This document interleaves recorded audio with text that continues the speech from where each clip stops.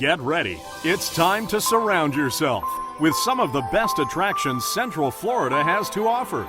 It's time for the Central Florida Sights and Sounds Podcast with your hosts, John and Anne Marie Carigliano. To all who come to this happy place, welcome.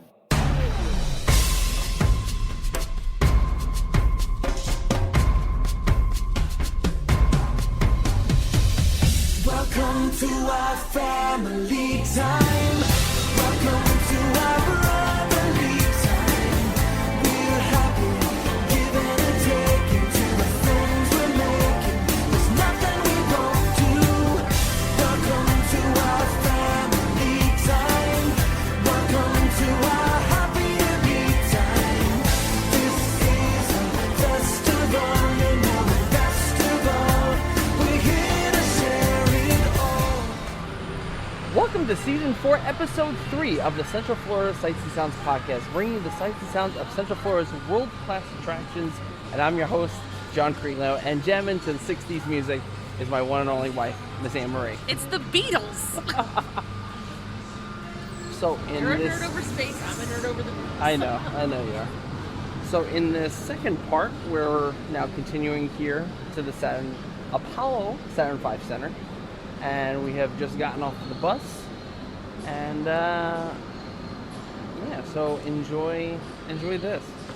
This is like a nice little pre-show.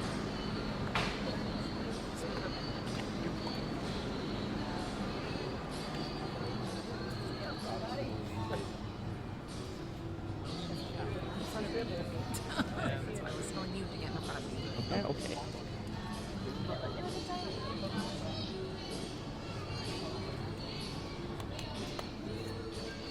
I need to back up.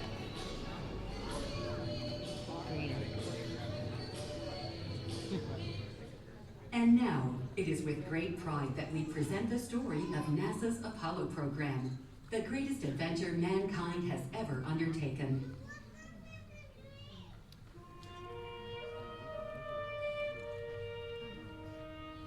When I was a kid, I used to dream about flying through space. Every week on TV, I'd watch my heroes as they jumped into their rocket ships and took to the stars. And I wanted to be like them. They had courage, imagination, and no problem ever stood in their way for long. You know, in the end, when we actually did send men into space, it turned out that those were exactly the qualities it took. I'm John Hudson. This is Pad 39 at the Kennedy Space Center. I was a launch controller here when from this very spot, man took off to fly to the moon. It was a journey that began 12 years before that rocket ever left the ground. And it started on the other side of the world. Back then, we were one of two superpowers that always seemed to be on the edge of a terrible war. In 1957, the Soviet Union launched the first ever man-made satellite into Earth orbit. They called it Sputnik, which means traveling companion. And in a world where peace hung in a delicate balance, it seemed to create a dangerous advantage. Every ham radio operator in America could hear it beeping. People were afraid. Were the Soviets looking down on us? Watching us? If they could make a satellite pass over our cities, could they do the same with a bomb? Our own space program kicked into high gear, and less than 2 months later, we were ready to launch our own satellite.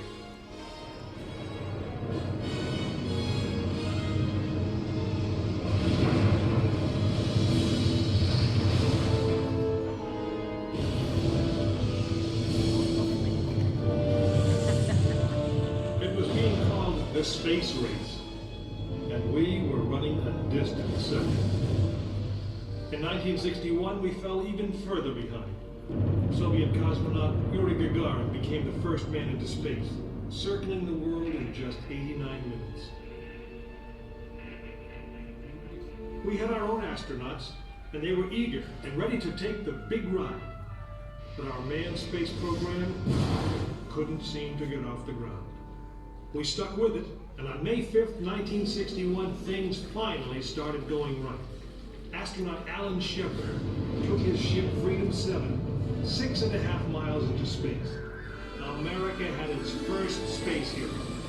Just a few days later, our space program received a new challenge. But this one did not come from the Soviet Union. It came from our young president. In one inspiring moment, he changed the mission from one based in fear of the present to one of hope for the future. But why, some say, the moon? Why choose this as our goal? And they may well ask, why climb the highest mountain? Why 35 years ago, fly the Atlantic? Why does Rice play Texas? We choose to go to the moon. We choose to go to the moon.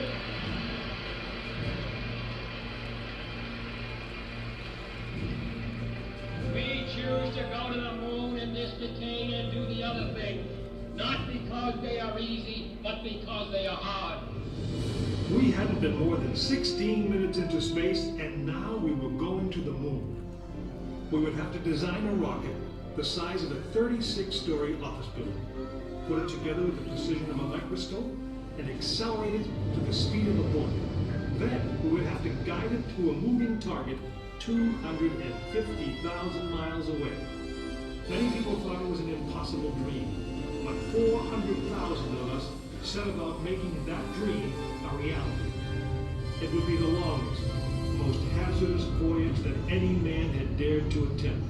But step by step, mission by mission, we orbited the Earth, perfecting the skills and technologies we would need on this incredible journey. Our astronauts practiced maneuvering, docking, and the 1,000 other tasks that would comprise the moon mission. We created new alloys, lighter and stronger than anything seen before. We designed communication systems that would be reliable over the vast distances. And behind it all, we tried to perfect the rocket that would be powerful enough to punch out of Earth orbit and take us to the moon.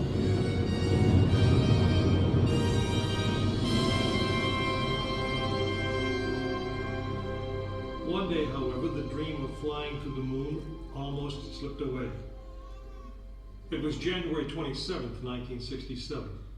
Astronauts Virgil Gus Grissom, Edward White, and Roger Chaffee were on board Apollo 1 for a plugs-out test, a full-scale dress rehearsal for the actual launch.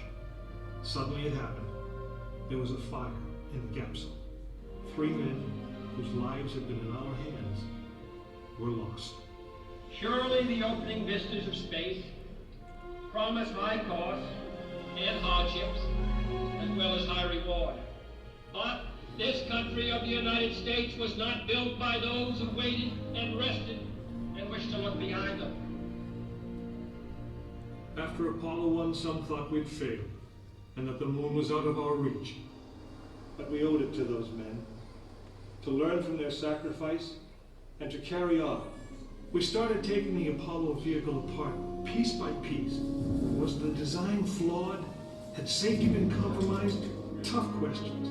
And we spent 1.5 years redesigning the spacecraft so that no astronaut's life would ever be at risk because we overlooked something, or because we could have done something better. A moon rocket is 91% high explosive, and it goes into the most unforgiving, hazardous environment there is. We could never make it risk-free, and the men who flew them knew that. We didn't send men into space again until Apollo 7 orbited the Earth, testing some of the new designs. When everything worked perfectly, the decision was made. The next mission would travel to the moon. It was mankind's destiny to leave the shores of our planet behind and strike out across the vast ocean of space. In the great span of our history, now was the time that we could. Now was the time that we would. We stood on the eve of the longest, most dangerous journey that any man had ever undertaken. And it would be taken by Frank Borman, James Lovell, and William Anders, the crew of Apollo 8.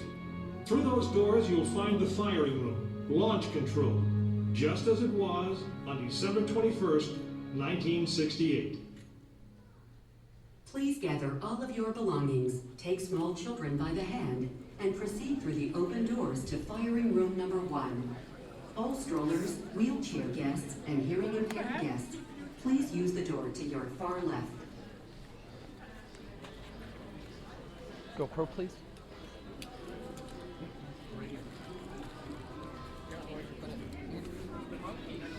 Oh, I have it. In the back. Please be seated in the front row.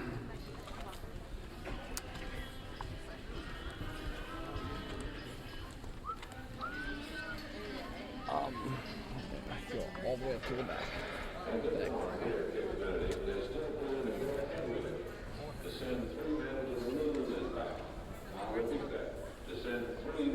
Keep going. Keep going. Right here.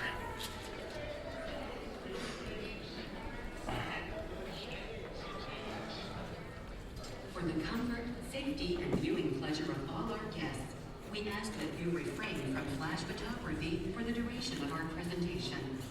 If you must leave during the presentation, please exit through the doors on your right. Thank you.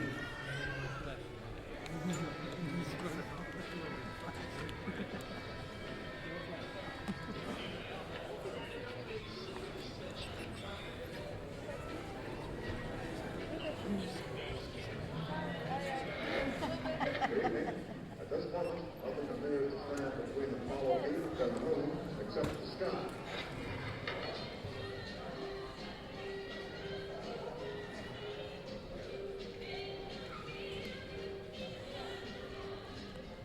For the comfort, safety, and viewing pleasure of all our guests, we ask that you refrain from flash photography for the duration of our presentation. If you must leave during the presentation, please exit through the doors on your right. Thank you.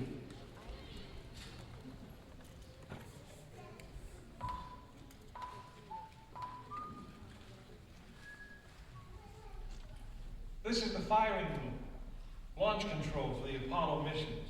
This is not a mock-up. These are the very consoles we sat at when men first took off to fly to the moon. The tragedy of Apollo 1 had put us a year and a half behind. We were making up for it in one big leap, and we were doing it with a rocket that no man had ever flown before.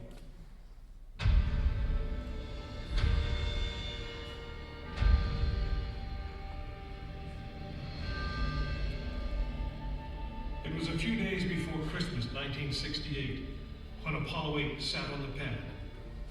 She was the first of a new kind, a moon rocket. This was the Phoenix, risen from the ashes of Apollo 1. The first Apollo crew did not die in vain. This was to be their testament.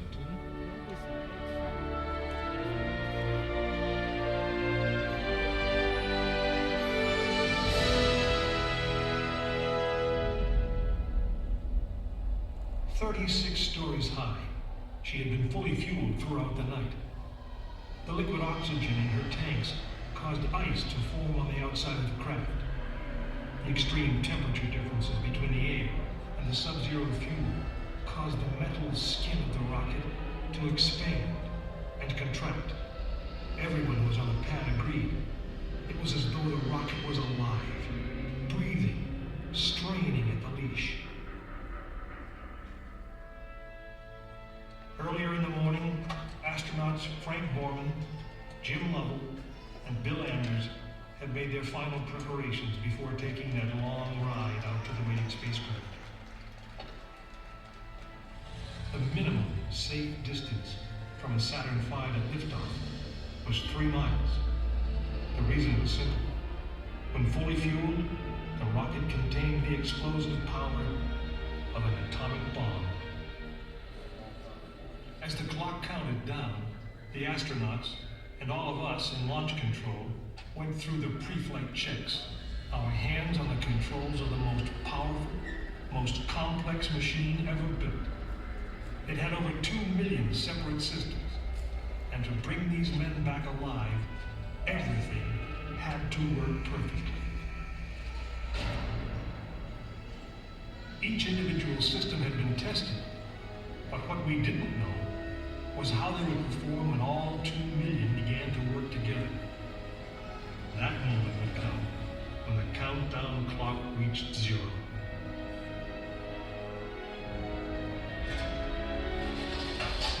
If a maneuvering thruster failed, if communications broke down, if navigation was off by 1 degree, if any piece of the miles of wiring, circuits, relays, or valves was defective, Frank Borman, Jim Lovell, and Bill Anders would pay with their lives. As they sat, waiting for launch on that chill December morning, these 3 astronauts were back to what they had always been, test pilots.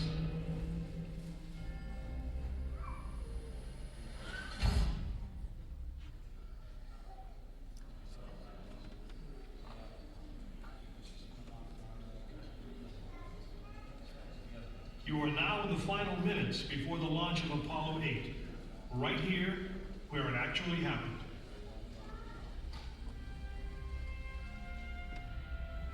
Mankind is about to leave his planet behind and journey to another.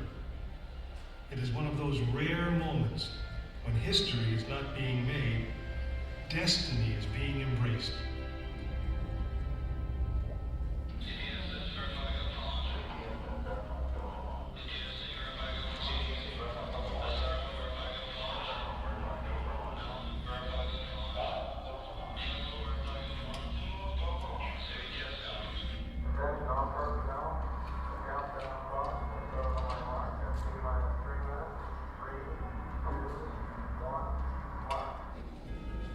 This is launch control.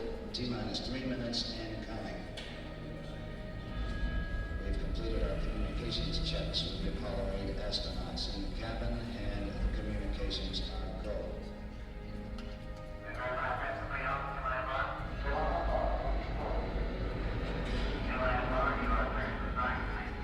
During this period, once we do get the firing command, the various tanks within the 3 stages of the Saturn V launch vehicle begin to pressurize.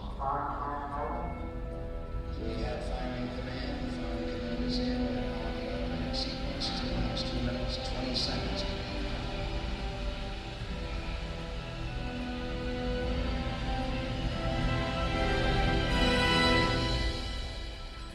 Our status board indicates that all aspects are ready.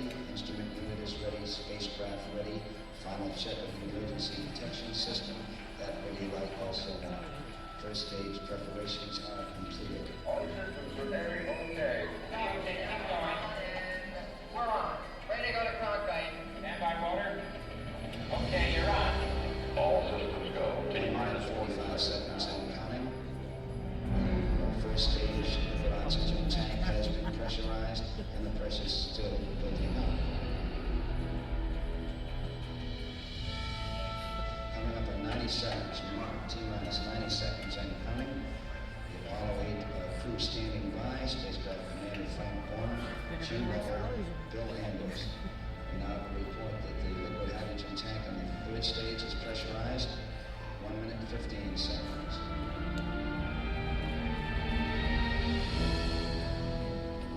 All 3rd stage propellants pressurized at this time as we come up on the 60-second mark on the flight to the moon. T-minus 60 seconds and counting. The vehicle now is completely pressurized. We're coming up on power transfer shortly.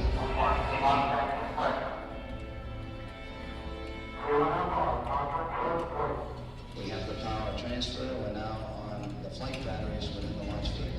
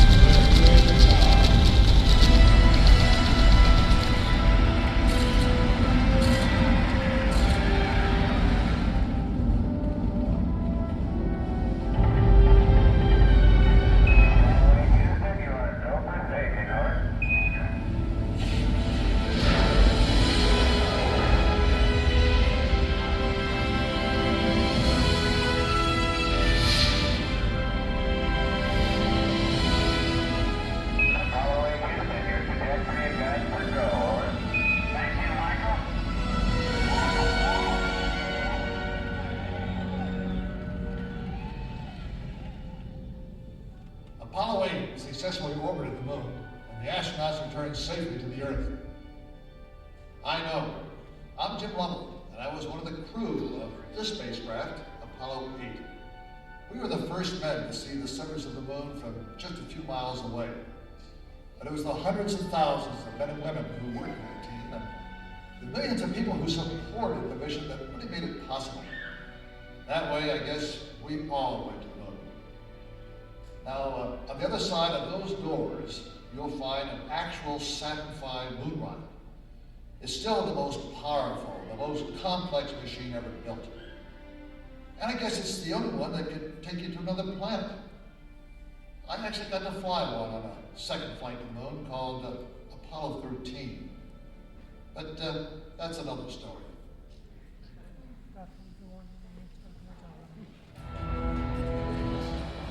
Please watch your step as you exit the firing room. Continue your journey at the Lunar Theater, located near the nose end of the Saturn V rocket.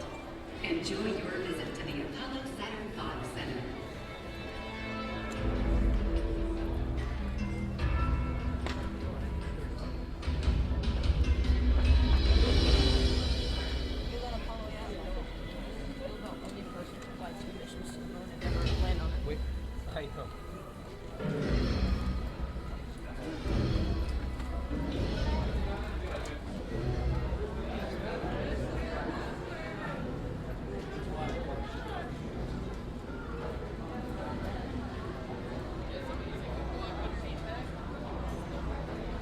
Can you imagine, like I was just hearing another kid, can you imagine being able to fly 2 missions to the moon and not being able to walk on it?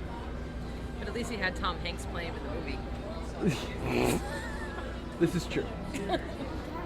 So we are now here at the, I like to call the business end of the Saturn V rocket. Oh, I'm sorry. There's a lot of crowding going on over here. But yeah, humongous engines that powered the rocket. And this one never, obviously. Yeah, these are correct. But these are actual ones that they were built during the time period. Yes. There is one in Houston that is actually made up of spare parts. This one is, I think it's made up of test what we would call test articles. So they were tested for actual fabrication. So this is also a one and done. Like this is this blue and this then that's it. Out of everything here, that capsule that you see is the only thing that makes it back. So like where does this just burn in the atmosphere on the way home? Yeah. So all this metal just melts and just burns up into nothingness. Yes. Or like with the Apollo 11 engines, they actually found them at the bottom of the Atlantic. And they're currently restoring them.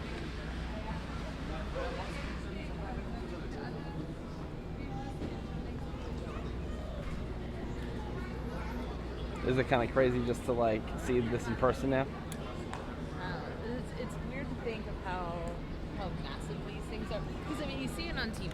You know, like obviously, you know, John and I grew up during. We obviously were not alive for. I wish. You know, but we were. I wish. We were alive for the space shuttle. So like when we go over to Atlantis, that's something that we recognize because we have a saw it all connection. the time. Yeah, we have a We saw it connection all the with. time. Yeah. But even this dwarfs that. Yeah. Like it's so massive, and it's like it's hard to imagine, like, you know, like the little thing you see on TV or like, you know, now YouTube, you know, when you watch videos on YouTube, Mm-hmm. launches and stuff, it looks like it's 3 inches tall, you know? Yeah. And you know, here you're just looking at it and it's just ginormous. It's one of those things that you're in awe of. It's kind of the same way when we went to see Endeavor, because we actually got to be a little closer to Endeavor when we saw there than we even get to be to Atlantis, because theirs isn't the building that it's going in and like the way it's going to be presented isn't finished yet. So you literally got to do the exact same thing as you get to do here. You know, again, you'll see photos and video and whatnot, but it's just like you get to walk literally right underneath it. You can almost touch it. It's so close. So for people that may not have known, the engines were the F1 engines. They're the most powerful engines mankind has ever produced. And like the woman said on the previous podcast, is the new stuff, the SLS, Yes. is going to be Even more powerful than this. So for right now, this is still the most powerful, but once SLS comes aboard, this will be the second most powerful. So But it's right amazing. now, We're currently, like walking right underneath it. we're currently still walking under the stage 1 section of the rocket, which is where most of the fuel is. So this is the part that breaks off first. Yes.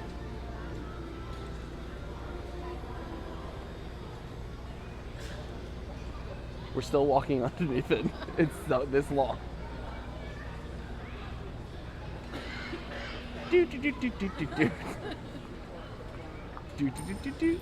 And to the end. And now we're at the end. This is now the second stage rocket.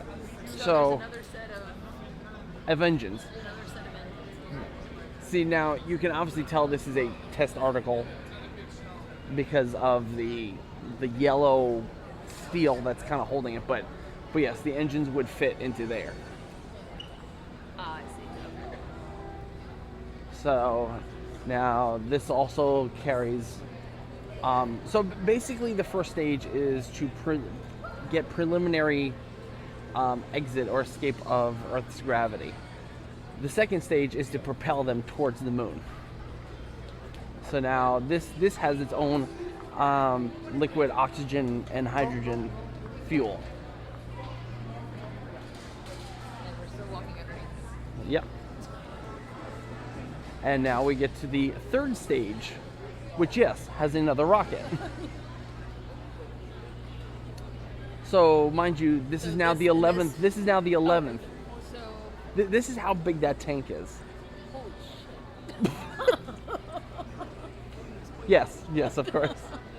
But yes, that is how big one of the inner tanks were for the second stage. Just for the second stage. Imagine how big for the first stage was. So now we're underneath the third stage. And we're coming up here on the service module. So just to show you, this is the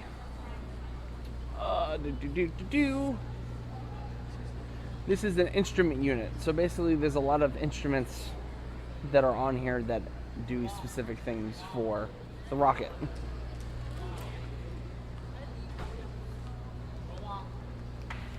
So this was known as the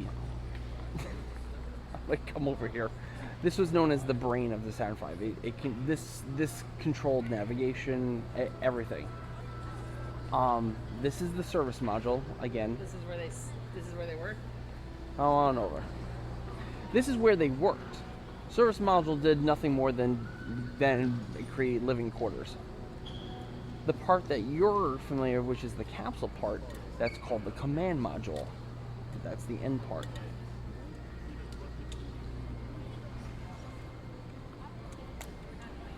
That is this part right And here. that's the only part that survives. This is the only part that comes back.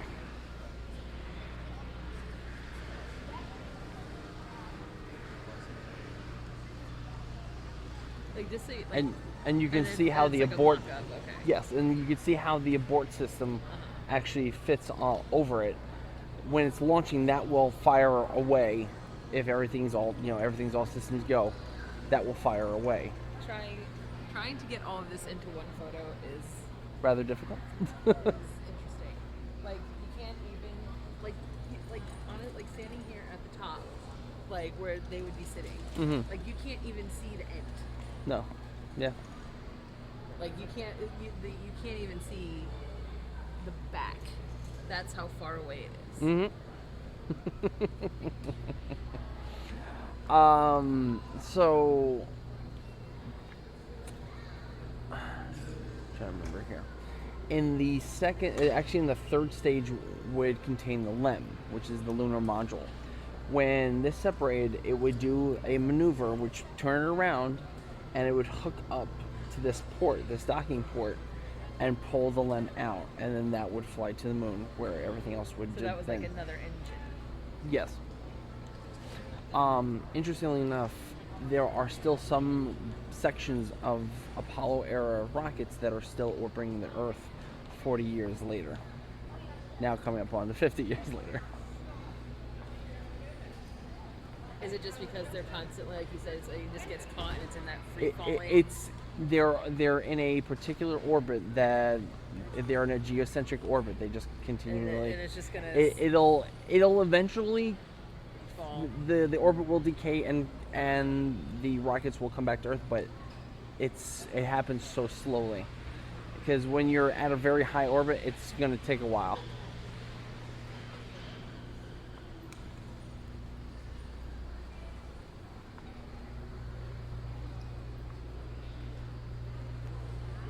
So they have like a window. I don't know. Is that window normally there? No. Okay.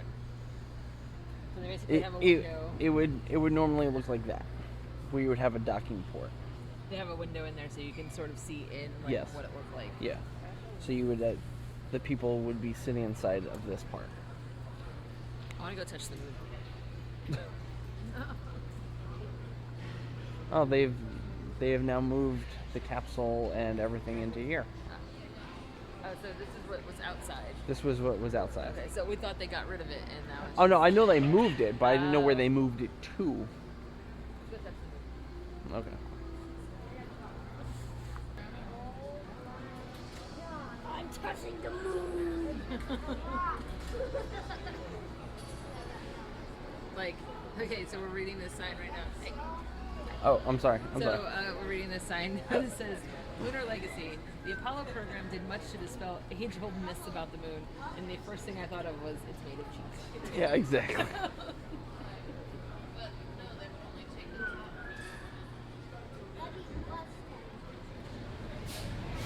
All right. So we're getting ready to leave. There was a couple things in there that we obviously saw and will be on video, but wasn't really audio friendly. No. One was a memorial that they built that the woman on the bus ride over said that they built in memorial of Apollo 1. Yeah. And they have some memorabilia in there of like the astronauts' personal effects and Personal artifacts. effects, same thing. All right. They had some of the doors from the original capsule. Yep. And they moved the walkway. Yeah. You want to explain it more because you know more about this than I do. They actually moved what they would call the Hero's Walk. It's the orange gantry that leads from the service tower into the actual vehicle, and so you actually get to walk that gantry. And it's the actual one. And we touched the moon rock. Who hasn't touched the moon rock? And they also have this in they're called the treasure room. Yep. And it has a bunch of spacesuits and Which is an exhibit that opened up back in July of 2009 for the 40th anniversary of Apollo 11. so it had spacesuits, it had a couple of moon rocks, a capsule. In loose sight. And it had the capsule or Apollo 14. Apollo 14, which is the Kitty Hawk. So there's a lot of cool things in there, and like I said, John got video, I got photos, so you'll see these things. And like I said, they're more visual friendly than audio friendly. Yes, absolutely.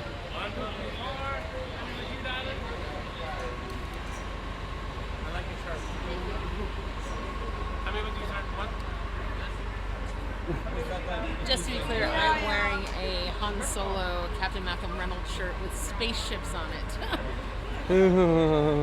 Yeah. So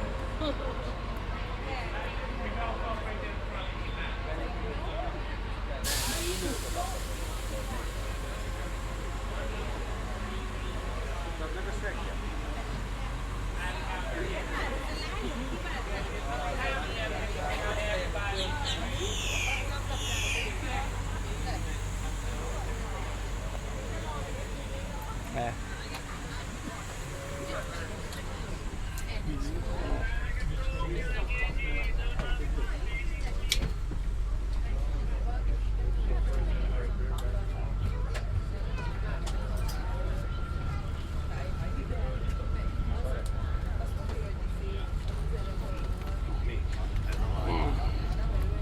Oh, thank you. No, I thank you for scooting in. Whew. These seats are not comfy. Not when you have 9,000 things. I don't know what you're talking about.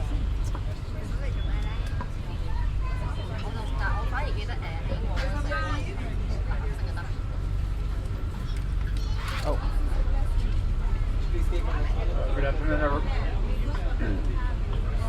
Good afternoon, everybody. Hope you're enjoying your day at the Space Center. My name is Scott. I'll be your host back at the main visitor center. I do ask that you please remain seated at all times while the bus is in motion.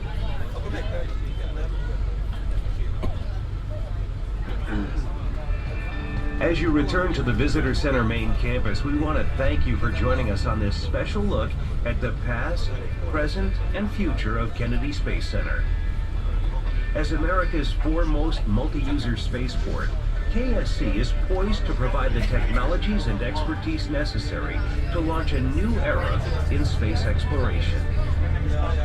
Today's commercial and government-focused space industry is becoming a driving force in our economy, with goals of advancing science and technology and improving the quality of life here on Earth. These earthly benefits are commonly called space spin-offs, and since the beginning of the space program, they have rapidly accelerated the pace of technology development in key areas, such as electronics, medicine, and safety. The systems needed to go to the moon required the development of new technologies that shrunk electronic components, both in size and power consumption, as well as greatly increased computing power. These investments by NASA led to the development of microprocessors and integrated circuitry, which not only supported the Apollo program, but spawned the semiconductor industry, giving the United States a lead in that particular field that lasted for decades. The spin-off legacy continues today, with many new ideas coming from the International Space Station. By applying the exacting standards required for space station assembly, a team developed a system that can actually operate inside a magnetic resonance imaging machine, or MRI. According to a doctor that now uses the system, the neuroarm operates at a level of precision that is overwhelmingly superior to what the best surgeon may be able to do. Farmers in the Midwest are now leveraging images from the International Space Station agricultural camera, known as ISIC, to monitor crop growth for disease and fertility differences. Unlike some satellites, ISIC uses infrared sensors, unaffected by cloud cover, to capture images of the Earth from space, enabling far more productive farming. As you have learned during the course of your tour, space is also fast becoming a viable place for private industry to invest money, time, and effort right alongside the federal government. More businesses are entering the space arena, helping to stimulate demand for space access more than ever. NASA's commercial partners, who are working to provide cargo delivery and crew transportation to and from the station, are also gaining valuable experience needed to open new markets for satellite salvage and repair and space tourism. Ultimately, everything we learn from operating in low Earth orbit will make it possible for crews to safely travel beyond Earth orbit to the Moon, an asteroid, and Mars. Coming soon, another important mission to Earth orbit is the delivery of NASA's James Webb Space Telescope, the scientific successor to both the Hubble Space Telescope and the Spitzer Space Telescope. The James Webb has two main scientific goals: studying the birth and evolution of galaxies and learning about the formation of stars and planets.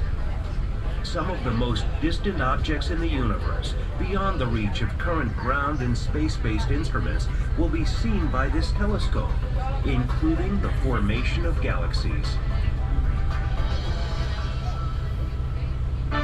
Built on a successful 50-year legacy of discovery and exploration, the John F. Kennedy Space Center, America's multi-user spaceport, is poised to serve as humankind's gateway to space for decades to come. Thank you for spending time with us, and please enjoy the remainder of your experience here at the Kennedy Space Center Visitor Complex.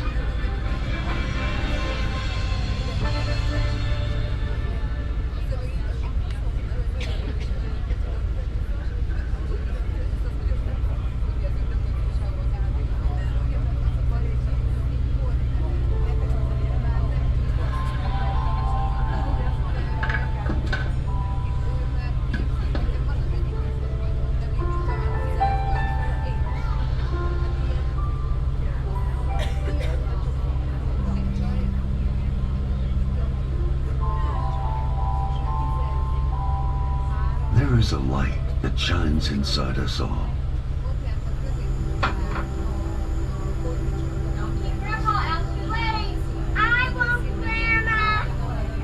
It dwells at the very core of our being.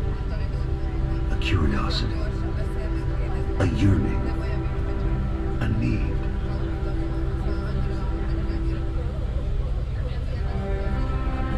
With encouragement and care, a spark becomes a glow, which fuels our passion and guides us along the uncharted path.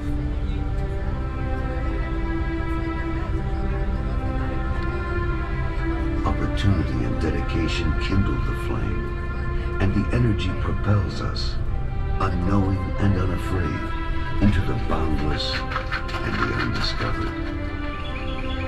This craving, this unexplained desire, shapes our journey and imbues our lives with substance. I've got a bald eagle's nest coming up here to show you, and there's two eaglets on a nest. They've been hopping up on the edge of the nest, exercising their wings a little bit, and they're even moving off the nest into the limbs a little bit. When they start bouncing around from limb to limb, they'll be ready to start flying. That'll be pretty soon. There's a row of trees. There's a row of trees out ahead of us by the power lines. One tree is taller than the rest. You're going to start there and look straight to the right. That next tallest tree that you come to has that large dark mass up in the center near the top. Now, Mom and Dad could be in here as well, so you want to watch the nests or nearby limbs, even the nearby trees and poles. So look over the power poles there, tallest tree in the back row. Now that's a 3-bedroom, 2-bath model nest there, folks. They made a garage this winter. So you're going to look through the gaps in the first row of trees, tallest tree, other side of the power lines. They'll typically have 1 or 2 eaglets, although they can have up to 3. One of the adults is up on the pole right up in the front here. So the nest is on the other side of the power line. I see an eagle up there on the nest, and one out to the right of the nest. So there's an eaglet on the nest, one out to the right. Here's an adult on the pole. You can look backwards over your shoulder there. So it looks like we got all 3 or 4 of them up there. So that's a very active nest. Eagles have used that nest for over 50 years. They're typically here from about September to May. At that point, they migrate up into the mountains of North Carolina for the summer. We had a new nest started here the last few years. Right now, we have a total of 15 active eagles nests on the Wildlife Refuge. That one's about the size of a king-size mattress and estimated to weigh over 700 pounds. We seek out and search the unfamiliar. We find and we uncover. For somewhere, something incredible is waiting to be known.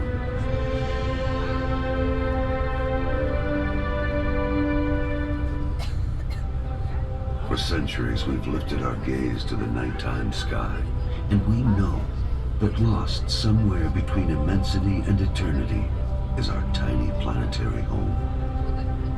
We are drawn by a longing that we can barely articulate to undiscovered lands and otherworldly places made from stardust and gas and ice. We dip into the future and see the heavens filled with commerce and argosies of magic sails. The universe calls to us, immense and silent, surrounded by an endless coliseum of stars. Faraway worlds beckon. There is a tingling in the spine, a faint sensation, as if a distant memory of falling from a height. For we know we are approaching the greatest of mysteries. We will slake this thirst for knowing and discovering, for this, our destiny, is the very soul of the explorer.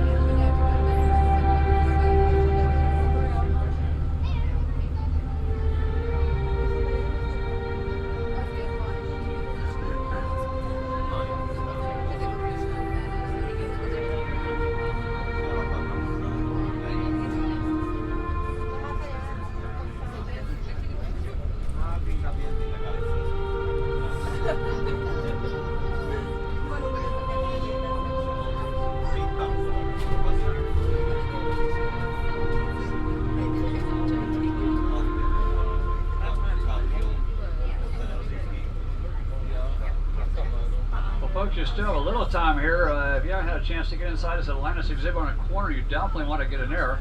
Atlantis is in here. That's one of our 3 remaining orbiters. Endeavour is out at the California Science Center, and Discovery is up at the Smithsonian in Washington, D.C.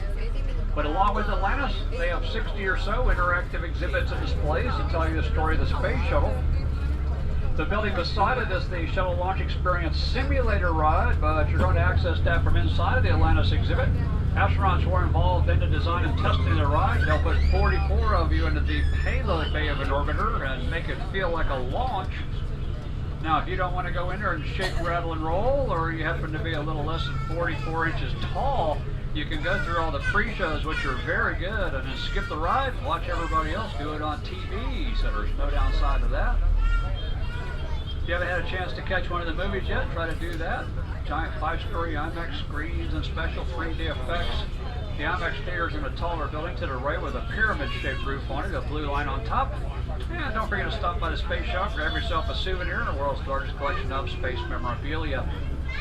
I do ask that you remain seated until we get the bus stopped and the doors open. Look around, make sure you got all your belongings with you before you leave, and have a great evening.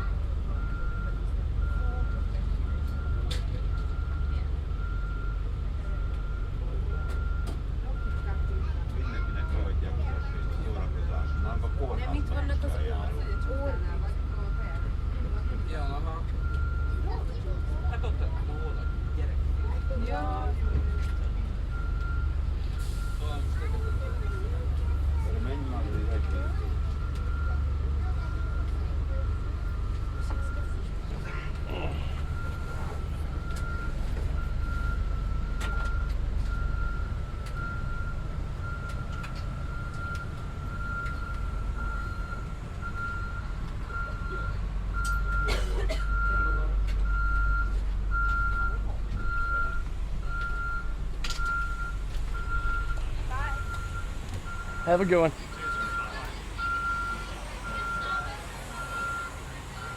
So unfortunately, I don't think we're going to be able to see the other IMAX film. But I think Atlantis is probably more interesting. So I think we should go right over here. Say again? I think Atlantis is more interesting anyway. Oh, absolutely. So right now, we just got off the bus and we're standing underneath the Stack. It's basically the assembly of the solid rocket boosters and the humongous external tank. another thing you cannot get in all in one photo. Unless you had a GoPro. From this angle. Oh, yeah.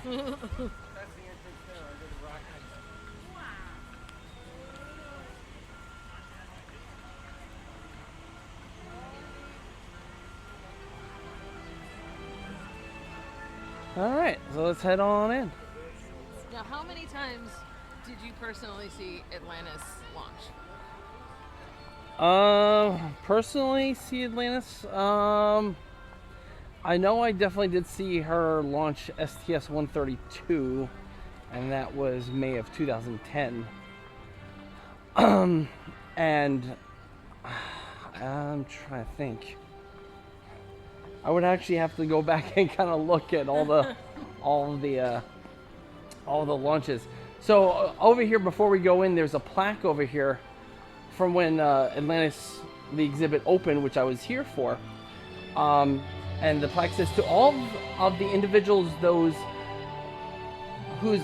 try one more time. To all of the individuals whose years of dedicated service turned the dream of the space shuttle program into a reality, dedicated June of 2013. All right, inside we go.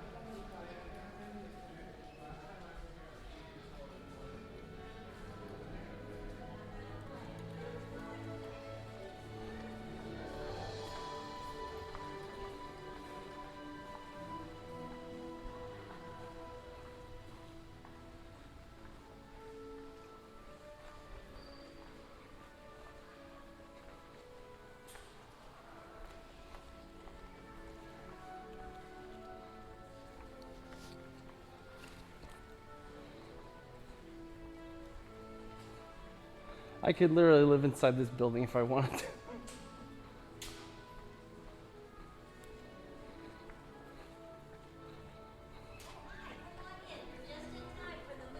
Oh, awesome. It's just 12 minutes and then you see the space shuttle. Orlando. I was actually here when this, I was part of the grand opening for this building.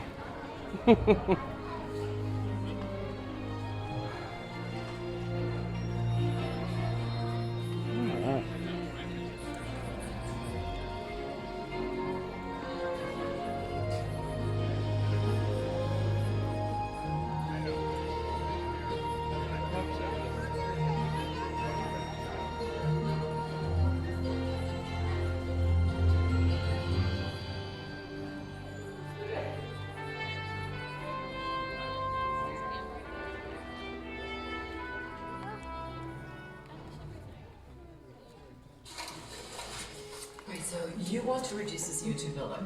We need a better safety margin. The crew can tolerate a short-term increase, but... Engineering? Morning, Betty. What, right now?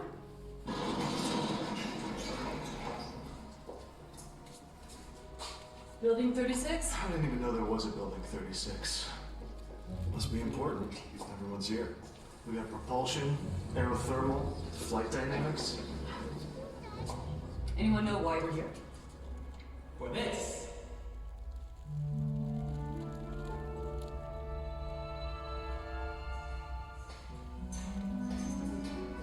Good morning. We're going to create America's next spacecraft.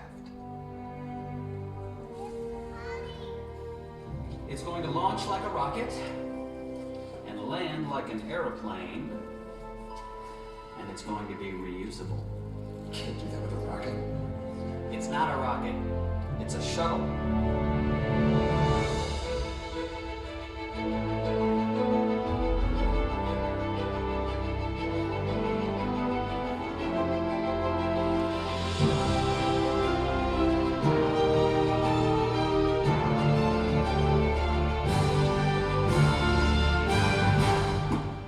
Now it's time to go to the next step.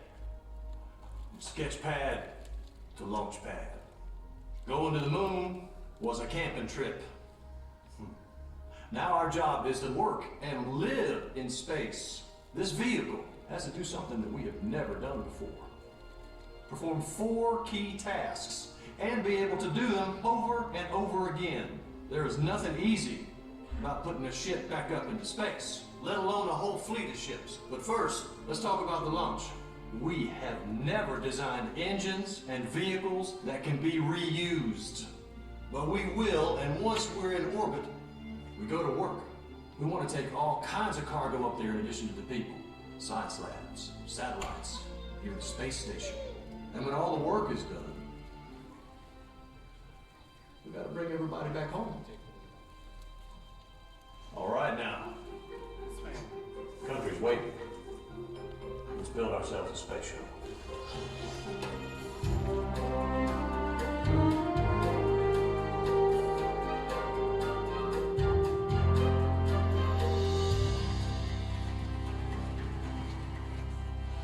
It's too big, it's too heavy. We're launching one spaceship on the back of an even bigger one. What if we split the booster into its pieces? Rockets, fuel tank. It's supposed to be reusable. How do we get all those parts home? What if we just throw the fuel tank away?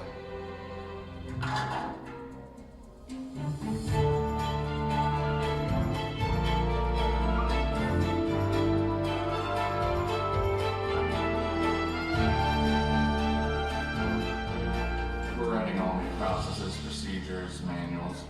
We've never had to reuse a ship before. We're also going to have to build some really big garages. Sir, what if she lands somewhere other than Florida? How does she get back here? It's a glider. Buy her a plane ticket home.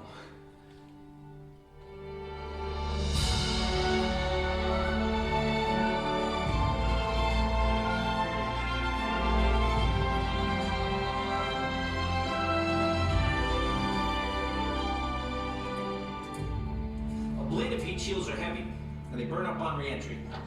We need a more reusable solution. Silica foam tiles. Thousands of them. Fitted together in one lightweight, reusable heat shield.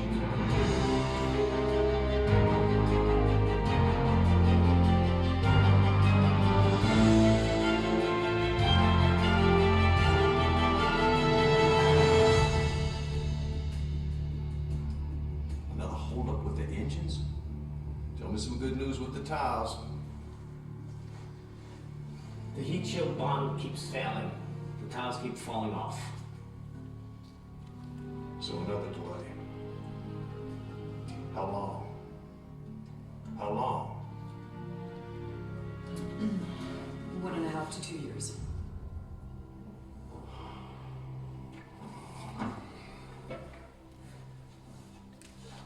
Well, this is going to be fun to tell my boss. Everybody get back to work.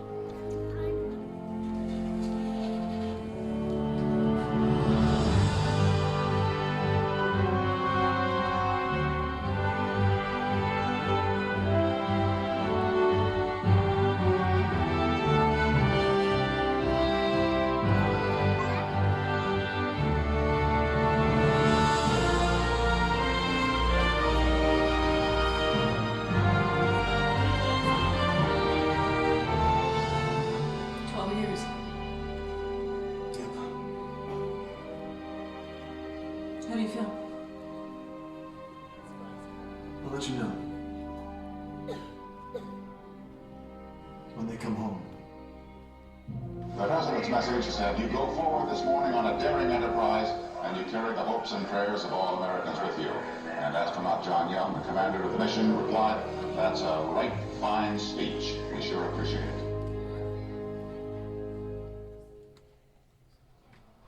This launch of Columbia marks NASA's first manned test flight ever flown into space with people on board. Coming up on the 5-minute point, mark T-minus 5 minutes and counting. After Friday's first launch attempt, it does appear that the shuttle will take off as scheduled today. This is a start sequence. The final chase plane is I was 6 months old.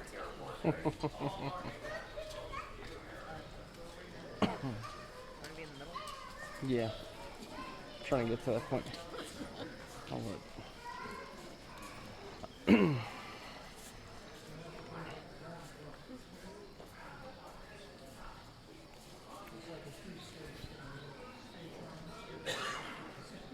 Mm-hmm.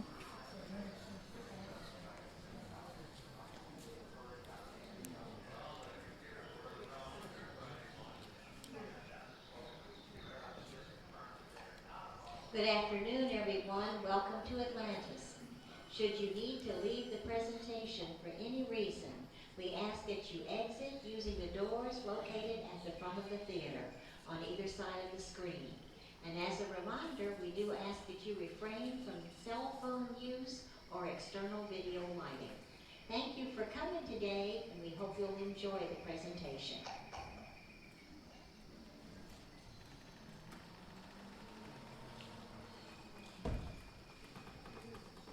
This is just 5 minutes, everybody.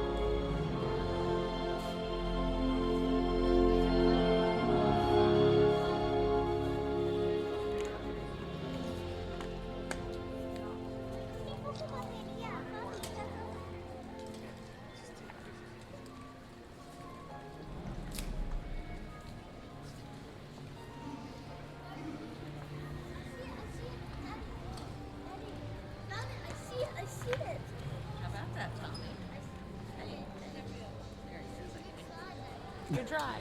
Yeah. John has a tendency to get a little teary-eyed during that. Yeah, just a tad bit. It still gives me goosebumps. Like, you know, and I know maybe a lot of younger people that maybe never got to see a shuttle launch, or even if you're my age and you never got to see a shuttle launch, it's still weird to see something that I saw in a museum. It's one of those like weird type of like experiences. Thank you. So it is a very beautiful presentation. Mm-hmm. I hope when California's is done, they do something similar to that. Yeah. Because it's a beautiful way to like honor the people that dedicate their lives towards something like this. But it's just like it was a beautiful way to present the whole situation for people like us who grew up watching shuttle launches. Yep. For people who are older than us who maybe didn't know about it, but like grew up with Apollo, and like so they can see the differences between those shuttle programs and this one. And for little kids who have never even seen one, who were maybe not even born yet when the last one went off. Yeah. And I think I've said this before, but like it's really weird when you look at this in person, and when you've only seen it on TV. Yeah. You obviously see it from far away. Yeah. Like it looks like, on TV it looks like one smooth, almost like a paint job. Yeah. And then when you get up close to it, you see all those individual tiles they were talking about. Yeah. Because I remember. Well, you have the tiles and then you have the thermal blankets. Yeah. Well, but I remember what I was going to say was I remember when Columbia crumbled up in the atmosphere. Mm-hmm. Like I was working at a newspaper then, and they kept talking about a tile came off, and I had no idea what they were talking about. Yeah. I didn't. You didn't comprehend it. Yeah. I was like, why is there a tile? Like, what does this mean? Yeah. And to actually like see it, you see like, oh, okay, now I get it. Yeah.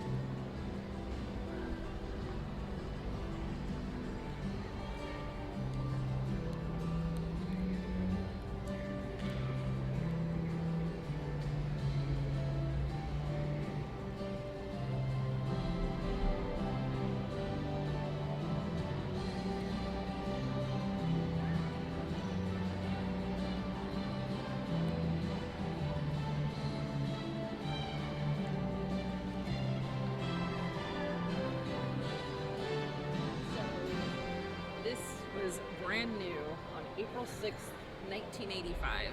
So I was 4.5, and you were almost 1. Yep. Yep, she was in service for 26 years and flew 33 missions. The last shuttle to ever be launched.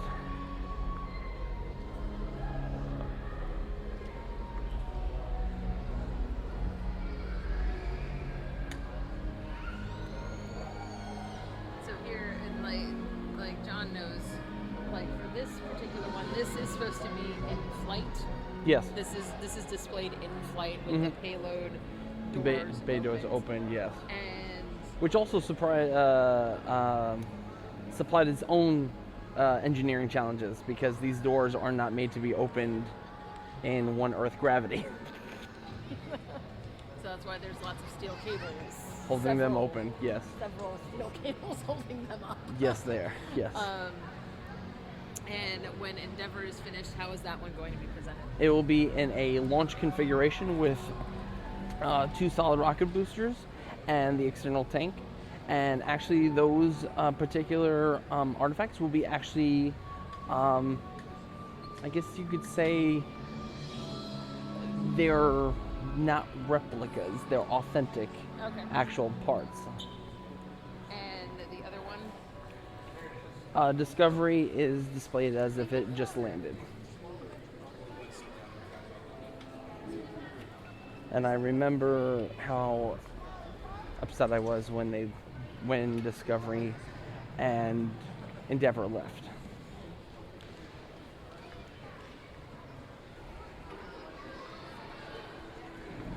So now we're heading downstairs. I believe last year they unveiled a new exhibit inside the Atlantis exhibit called Forever Remembered, and they actually have artifacts from the Challenger from '86 and from Columbia back in 2003, which is weird because I remember Columbia like it was yesterday. I remember both of them because little 5-year-old Anne-Marie wanted to be an astronaut, so her mother let her stay home from school to watch the Challenger lift off. And guess who didn't want to be an astronaut afterward? All right. And since we have too much gear, we're not going to do the slide as much as I would like to.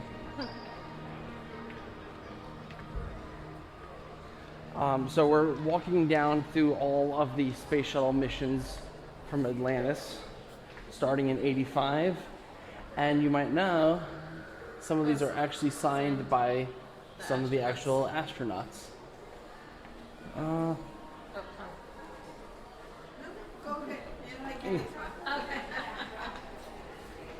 Of course.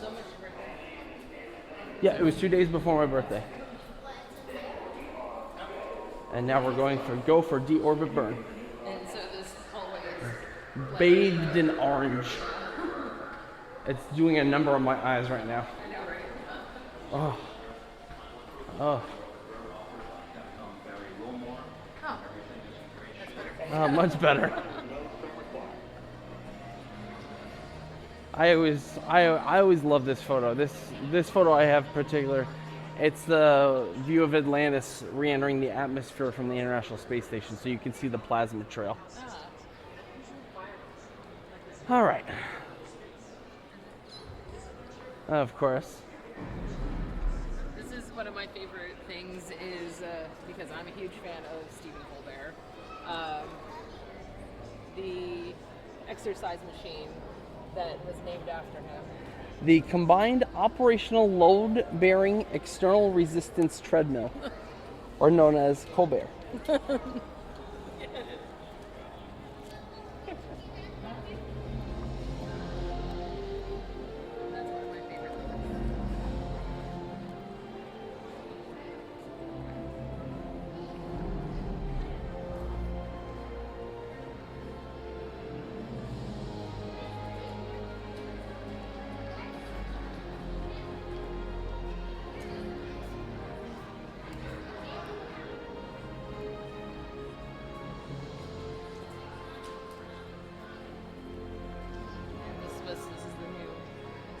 was not here. No, it wasn't. The last time we came. And of course, we have a time capsule here to be opened in 2061, which will be the 50th anniversary of the final landing of Space Shuttle Atlantis. And the plaque reads, "A time capsule created by the Space Shuttle team honoring the 30-year Space Shuttle program is sealed behind this wall. It will be unveiled on July 21st, 2061 to honor the 50th anniversary of the Space Shuttle program's final mission, STS-135. I will be 60 years old. Wow. I'll be 57. So here we do have Challenger OV-99 and Columbia OV-102. What is OV? Operational vehicle. The reason why this is OV-99 was it was a test, and then test vehicle, and then they just retrofitted it to become an actual vehicle.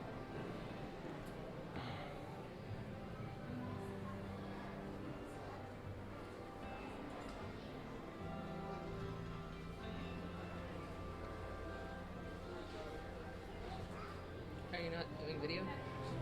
I'm looking.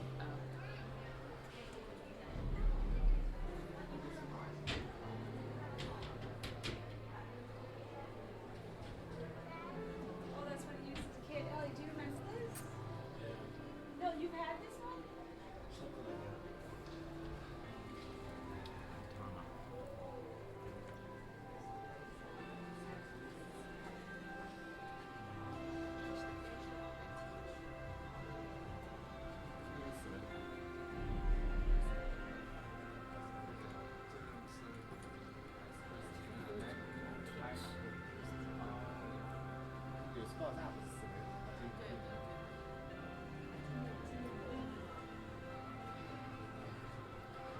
Oh, wow.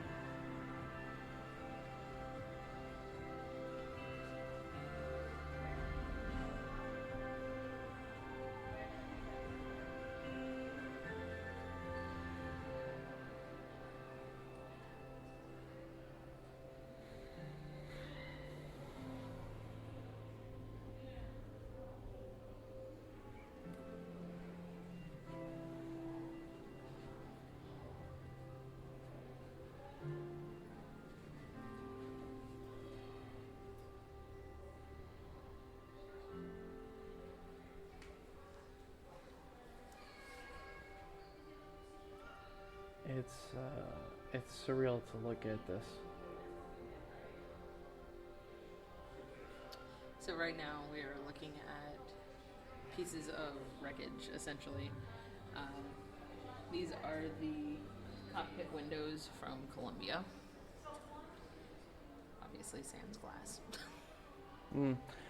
The fact that you can actually see pieces of the glass that are still embedded inside the cockpit window, but then also from the impact you can see all the grass and leaves that got caught in it as well. And the other display is Challenger's left side body panel, and I think it's kind of amazing that, I don't know if this was the biggest piece of wreckage that they found or what, but the American flag survived. Yeah.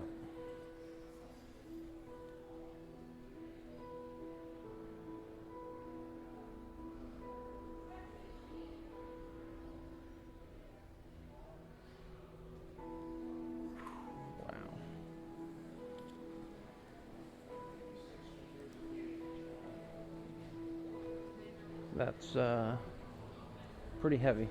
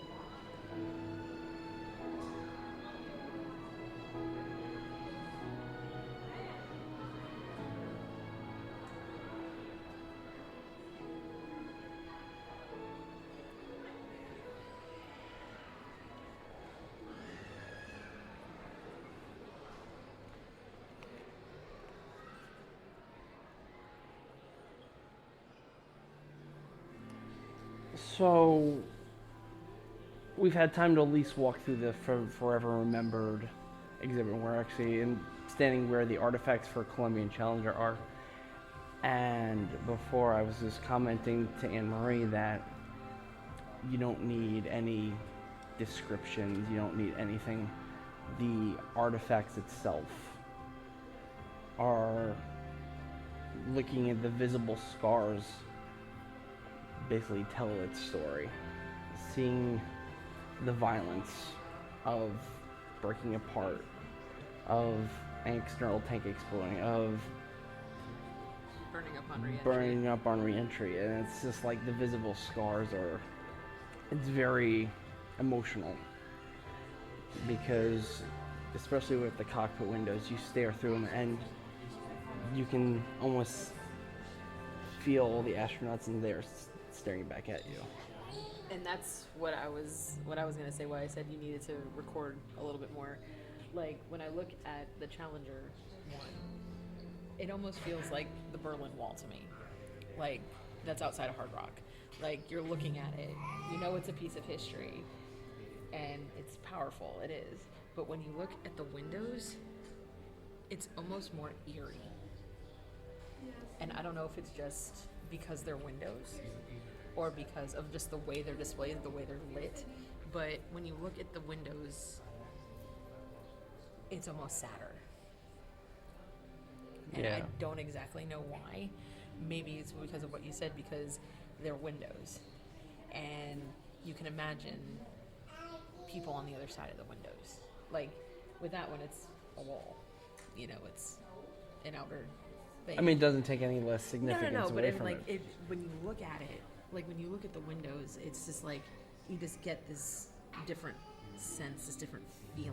It's a different tone. Yeah, and you know maybe that's why like maybe because of the way it's lit, maybe because there are windows. So, and windows have a big connotation in our society.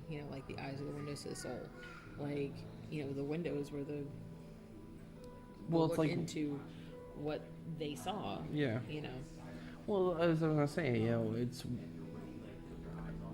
what's the one purpose of windows is to look through something, and you're here on looking outside, but to think of what they saw looking out from the inside, knowing that there was no way to save themselves.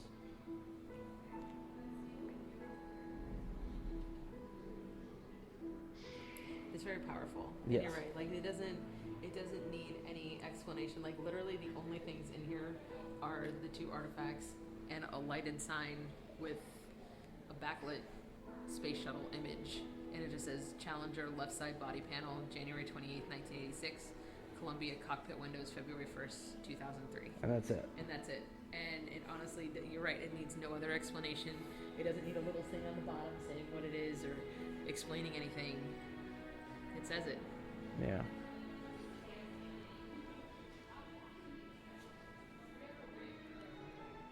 All right, so after an exciting 2 episodes here at the Kennedy Space Center, you got to experience a little bit more than you did the last time you came and visit. Someone didn't wake up the last time until 12 o'clock. Yeah, that might be a little habit. But what did you think? Like, what did you think of the Apollo Saturn V Center? That was cool because I knew about it from Spaceship Earth and from you and whatnot, but it was nice to actually see all that kind of stuff and be able to see the moon rocks and touch a moon rock and see awesome spacesuits. Awesome. One of them really looked really like sci-fi-ish. But yeah, if you have a chance, take about an hour's trip outside of Orlando and right here on the East Coast. What? Nothing. Okay. But take a visit to the Kennedy Space Center Visitor Complex. They've got awesome exhibits, Atlantis, Apollo Saturn V. They've gotten the now the Astronaut Hall of Fame here now instead of at the old place down the road because no one usually visited down that road. But yeah, they've gotten some awesome stuff here. So and it's nice. I mean, like obviously this isn't a place that you come to all the time. It's not like Disney where we go to all the time or Universal. So, you know, if we come like once a year or whatnot, like it's nice that things have changed. So it's not the exact same thing that we did last time. Well, Disney's quite a bit different than here. I understand that, but I'm just saying, like, if we're going to spend the money to come here, you know, if we came here like once a year for the show, even just for that, it's nice that there are different things, so we're not doing the same show over and over again, is what I'm trying to say. Gotcha. But, yeah, definitely come on visit. And anyway, I think that'll conclude this week's show. Would you say so? Yes, I believe so. All right, so if you want to contact us, obviously email us at podcast@cfses.com. If you want to follow us up on Twitter, our Twitter handle is CentralFLSAS. You can find us on Facebook and give us a like, and give us a search on YouTube and subscribe to our channel. We've got some awesome videos. We have almost 300 videos up on there, so definitely check out. We've been uploading some old vintage videos and as well as new videos, so definitely have a peek and take a look at some of the awesome videos that we've got. And until next week, I don't know what our adventures will take us next week, but until then, say goodbye, Anne-Marie. Goodbye, Anne-Marie. And so long, and have a magical week, everybody. Ohana means family. Family means nobody Gets left behind. or forgotten.